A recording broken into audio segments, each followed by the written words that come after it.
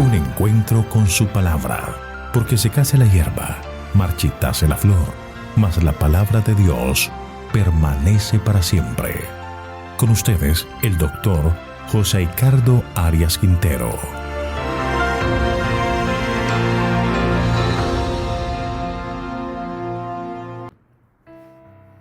Hoy vamos a estudiar la segunda parte del capítulo 16 del Evangelio según San Lucas.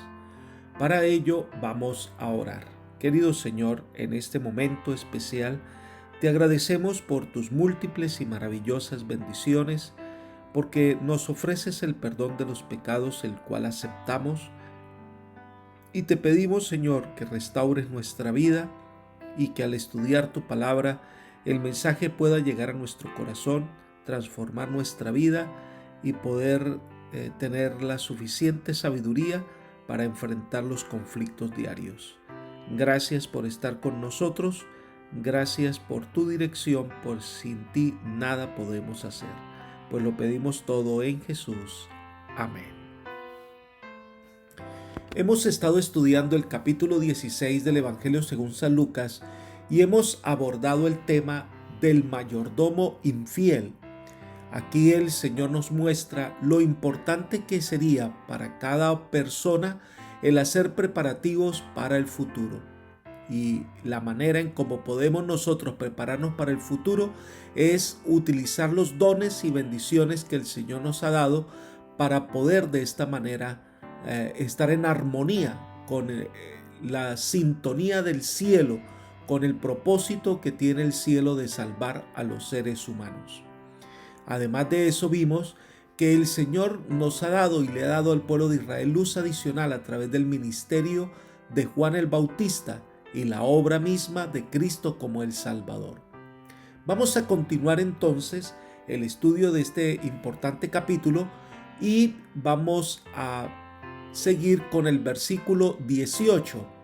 Entonces el Señor está agregando a este discurso que tiene que ver con lo que viene tratando de la permanencia de la enseñanza, de la sabiduría de la ley de Dios, un punto más sobre la importancia de seguir la obediencia a las indicaciones del Señor y resalta ahora lo que es la importancia del matrimonio. Vamos a leer el versículo 18.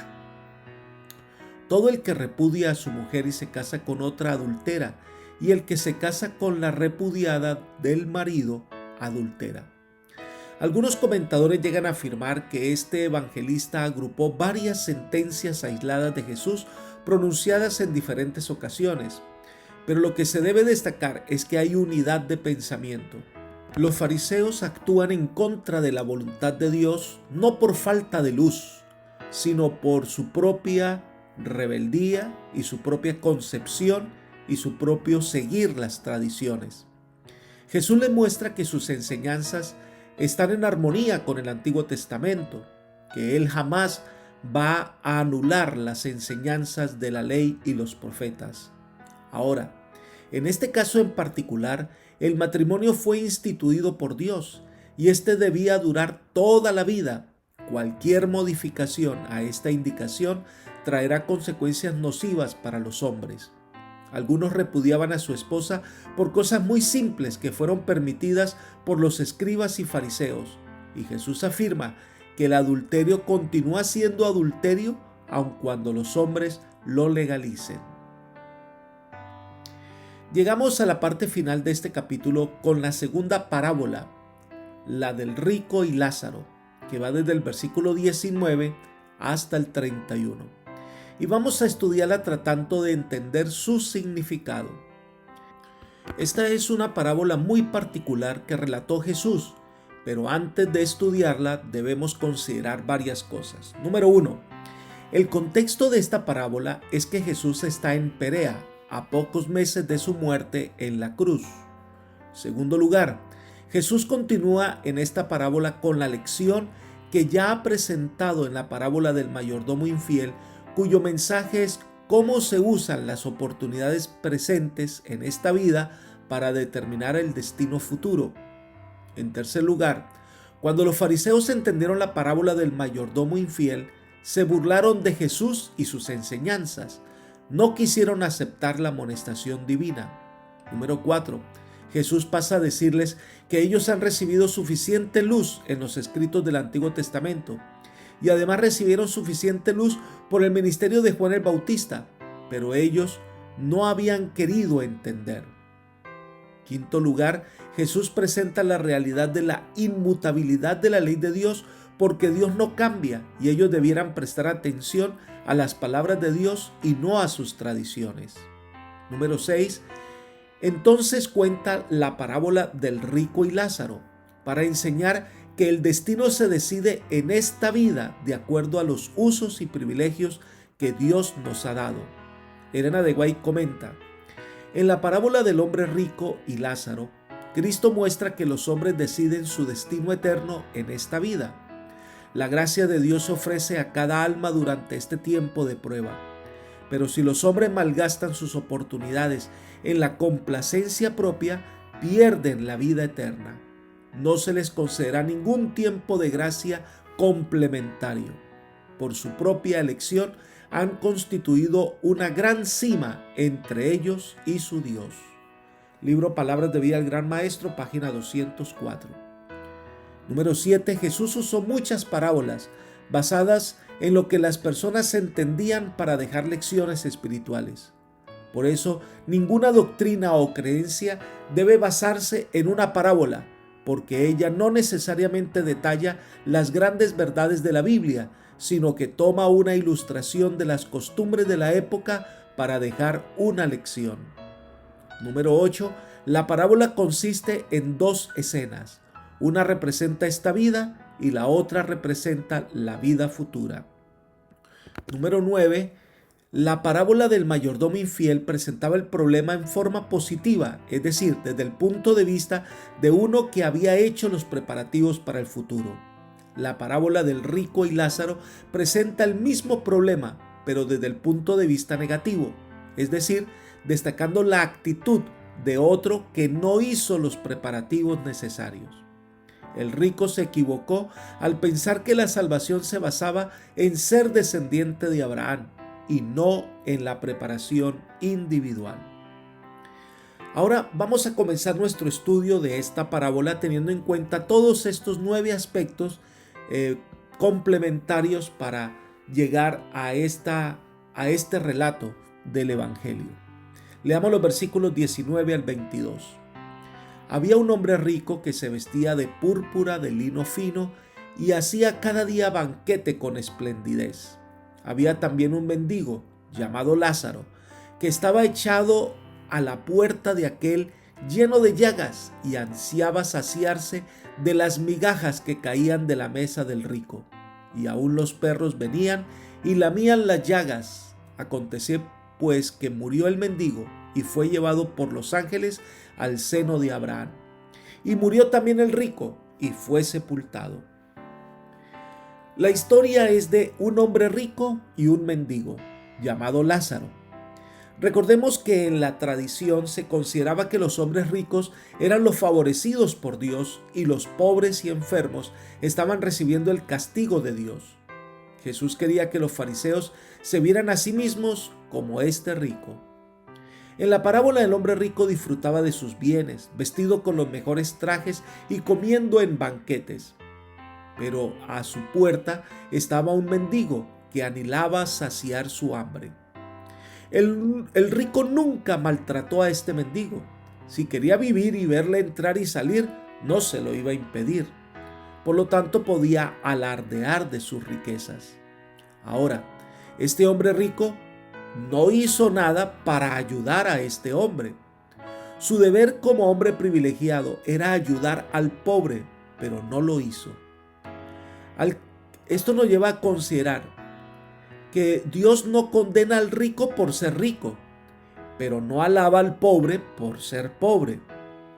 El pobre representa es aquellos que confían en el Señor, que dependen constantemente de su dirección. El rico, al parecer, depende de sus riquezas y no del Señor. Elena de White comenta: La parábola del hombre rico y Lázaro muestra cómo son apreciados en el mundo invisible las dos clases que se representan. No hay ningún pecado en ser rico, si las riquezas no se adquieren injustamente. Un hombre rico no es condenado por tener riquezas, pero la condenación descansa sobre él si los medios que se le han confiado son gastados egoístamente. Mucho mejor sería que colocara su dinero ante el trono de Dios usándolo para lo bueno.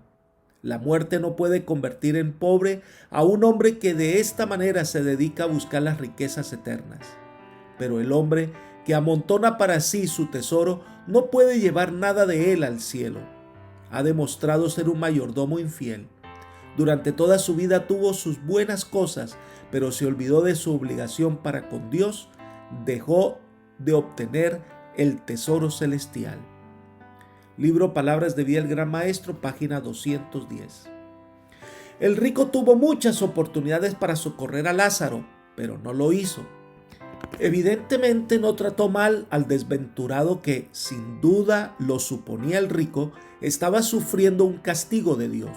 Su actitud fue similar a la que expresó Caín cuando respondió: ¿soy yo acaso guarda de mi hermano? No maltrató a Lázaro, pero no fue misericordioso con él. Adoptó una posición negativa frente a sus responsabilidades en esta vida, en vez de asumir una actitud positiva. No conocía el verdadero significado del segundo gran mandamiento de la ley que ordena amar al prójimo. Este rico, como la nación judía, no estaba haciendo ningún bien positivo y por eso era culpable de un grave mal. Se apropiaba de todas las ventajas que el cielo le había concedido, disfrutando solo de ellas para su propio placer y complacencia. El rico quería justificar su conducta por considerarse hijo de Abraham, privilegiado, y consideraba que esto era suficiente. Tuvo el privilegio de servir a su prójimo y reflejar los principios del cielo, pero no lo hizo. Por eso es hallado falto. Pero llega el final de los días. El mendigo muere. A lo mejor nadie hizo una ceremonia en su honor. Quizá fue sepultado en la soledad. Elena de White complementa: Lázaro representa a los pobres dolientes que creen en Cristo. Cuando suene la trompeta y todos los que están en la tumba oigan la voz de Cristo y salgan, recibirán su recompensa, pues su fe en Dios no fue una mera teoría, sino una realidad. Libro Palabras de Vida del Gran Maestro, página 206. Pero el relato dice que también muere el rico y toda su riqueza acumulada de nada le servirá en la tumba. Pero en la parábola el rico no recibe ninguna distinción. No se dice que está en el seno de Abraham, solo se dice que fue sepultado. Su tiempo de oportunidad había concluido. La recompensa por sus acciones se hace realidad. Pero viene la segunda parte de la parábola y tenemos que estudiarla con cuidado. Leamos los versículos 23 al 26. En el Hades alzó sus ojos, hablando del rico, estando en tormentos, y vio de lejos a Abraham y a Lázaro en su seno. Entonces gritando dijo: Padre Abraham, ten misericordia de mí y envía a Lázaro para que moje la punta de su dedo en agua y refresque mi lengua, porque estoy atormentado en esta llama. Pero Abraham le dijo: Hijo, acuérdate de que recibiste tus bienes en tu vida y Lázaro males, pero ahora éste es consolado aquí y tú atormentado.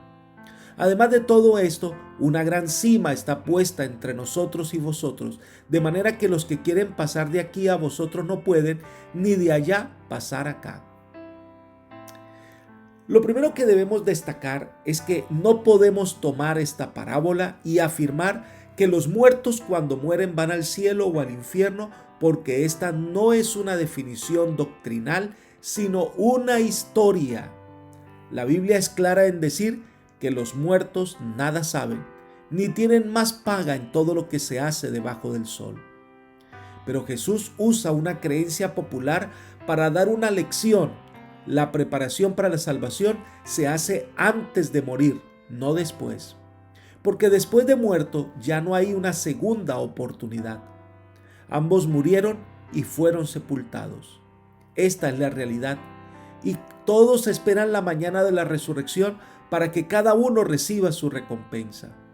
Pero Jesús usa la idea que tienen algunos para dar una lección, porque ambos estaban en el Hades, es decir, en el sepulcro. Miremos lo que Elena de White comenta al respecto. En la parábola, Cristo estaba haciendo frente al público en su propio terreno. La doctrina de un estado de existencia consciente entre la muerte y la resurrección era sostenida por muchos de aquellos que estaban escuchando las palabras de Cristo. El Salvador conocía esas ideas e ideó su parábola de manera tal que inculcara importantes verdades por medio de esas opiniones preconcebidas. Colocó ante sus oyentes un espejo en el cual se habían de ver a sí mismos en su verdadera relación con Dios. Empleó la opinión prevaleciente para presentar la idea que deseaba destacar en forma especial, es a saber, que ningún hombre es estimado por sus posesiones, pues todo lo que tiene le pertenece en calidad de un préstamo que el Señor le ha hecho, y un uso incorrecto de esos dones lo colocará por debajo del hombre más pobre y más afligido que ama a Dios y confía en Él. Libro Palabras de Vida del Gran Maestro, página 206. Así que teniendo en cuenta esto, veamos algunos detalles de la narración. Número 1, dice, en el Hades alzó sus ojos estando en tormentos y vio de lejos a Abraham y a Lázaro en su seno. Cuando Jesús presentó al rico como si estuviera atormentado en esta llama en el Hades, claramente estaba hablando en forma figurada y por lo tanto sus palabras no se pueden interpretar en forma literal. En segundo lugar, tenemos que preguntarnos, ¿está tan cerca el cielo del infierno que unos pueden contemplar a los otros? Si seguimos las tradiciones de los hombres, la respuesta es no. Recuerden que Jesús está usando una figura. En tercer lugar, se dice que el rico contempla a Lázaro en el seno de Abraham. Lo primero, no es literal que los que están en el infierno puedan contemplar a los que están en el cielo. Es solo una figura de lenguaje, porque la realidad es otra. Los muertos van al sepulcro. Ahora, el seno de Abraham en la literatura judía representa el paraíso. Algunos consideran que Abraham es quien da la bienvenida a los que llegan al paraíso. Jesús describe a muchos que vendrán del oriente y del occidente y se sentarán con Abraham en la gran fiesta del reino de los cielos. Cuarto detalle. El hombre rico que estaba atormentado, al ver que él no estaba en el seno de Abraham, creía en vida que ese era su lugar. Él había pensado que ser hijo de Abraham y un hombre próspero le daba de por sí la entrada al reino de Dios. En quinto lugar, clama a Abraham. Es interesante que no clama a Dios, porque ellos habían puesto su confianza de salvación en que Abraham era su padre y no la habían puesto en Jesús el Salvador. Miren el comentario de Elena de White.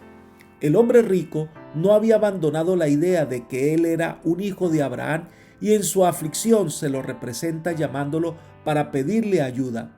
Padre Abraham, clamó, ten misericordia de mí. No oró a Dios, sino a Abraham. Así demostró que colocaba a Abraham por encima de Dios y que confiaba en su relación con Abraham para obtener la salvación. Palabras de Vida del Gran Maestro, página 207. Así que, al decir que él era hijo de Abraham, se sentía con derecho ya para el cielo. Pero ahora, cuando está allí, él ve que él no está en el seno de Abraham, sino que está en Lázaro, el pobre. Imagínese la lección para todos los fariseos que están escuchando. Miremos el punto número 6. La petición era que Lázaro, con su dedo mojado en agua, le tocara la punta de su lengua para aliviarle. Algo interesante es que si esta parábola se tomara de manera literal y se sostuviera el tema de la inmortalidad del alma, como es que algunos piensan que así es, entonces preguntémonos, ¿cómo es entonces que tiene dedos? ¿Y cómo es que le da sed? ¿Y cómo es que puede ser aliviado con agua, algo físico? Esto refuerza la idea que lo que se está diciendo es en sentido figurado y no se pretendía que se tomara esta parábola de manera literal.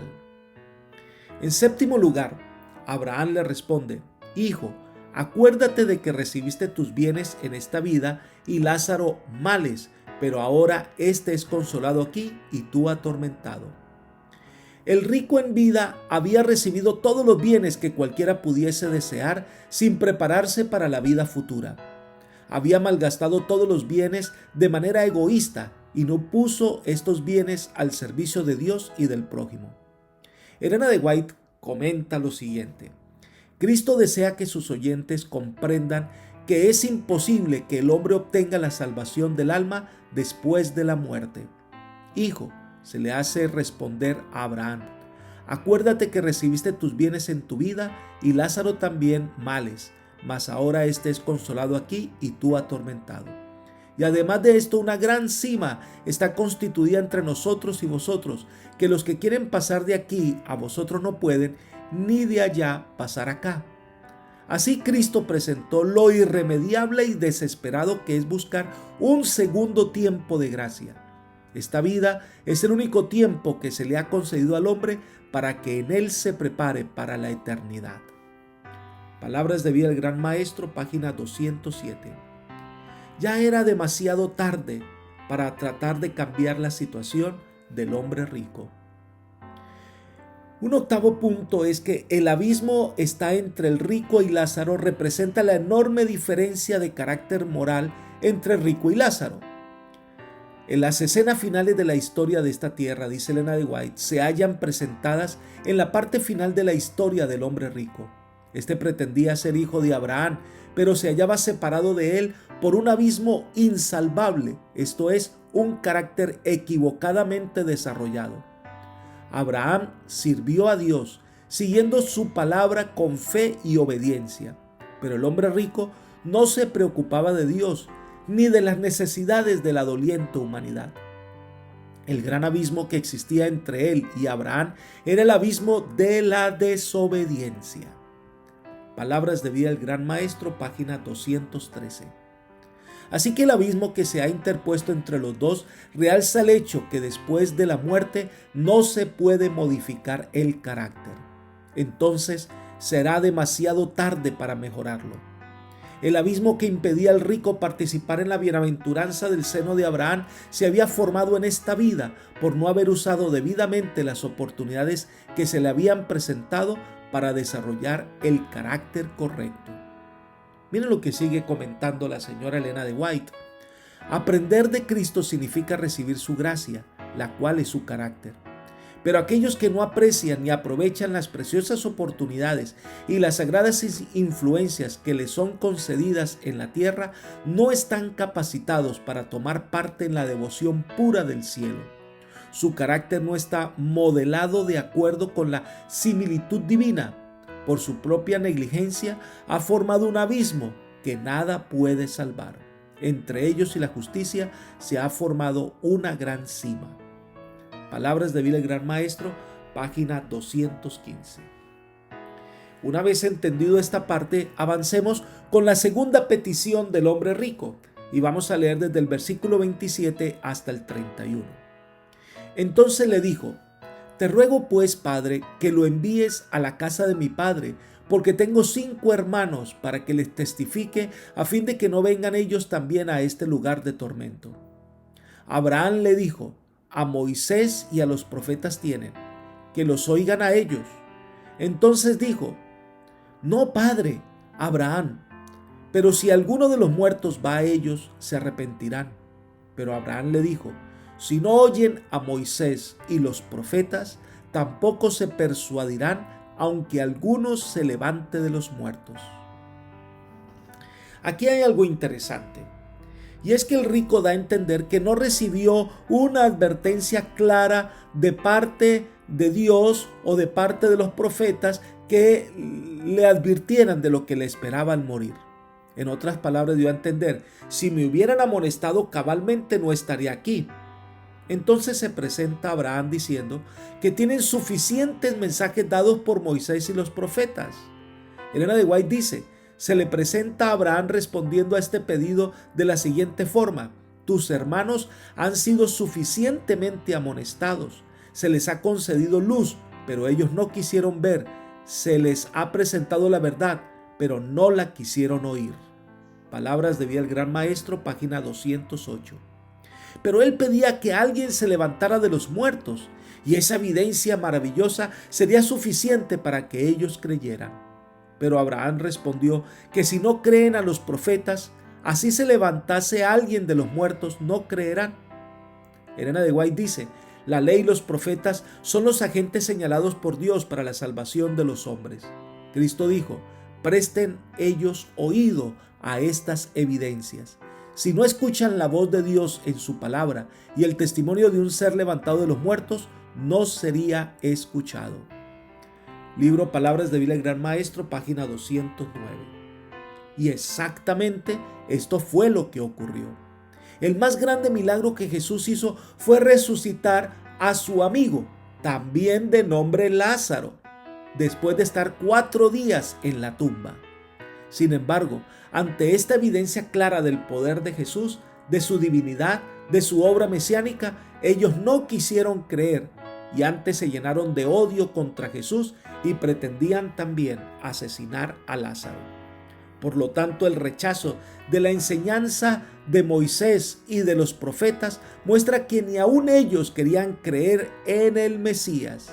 Estaba delante de ellos el Salvador y ellos no lo quisieron aceptar, no quisieron rendirse a sus enseñanzas.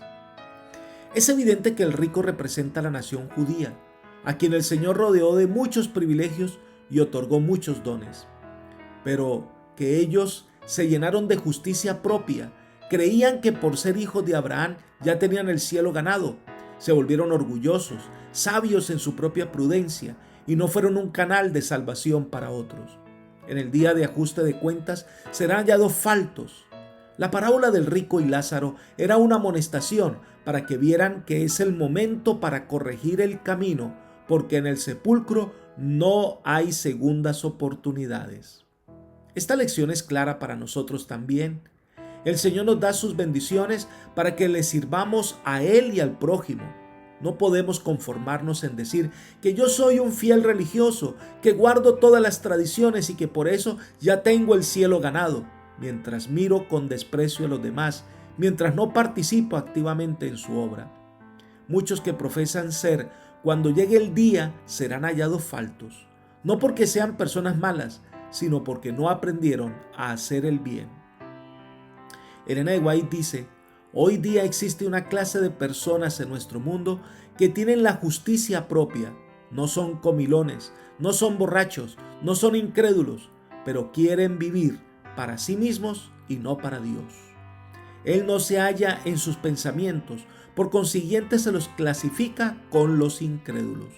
Si les fuera posible entrar por las puertas de la ciudad de Dios, no podían tener derecho al árbol de la vida, porque cuando los mandamientos de Dios fueron presentados ante ellos, con todos sus requerimientos dijeron: no han servido a Dios aquí, por consiguiente, no les servirán en lo futuro.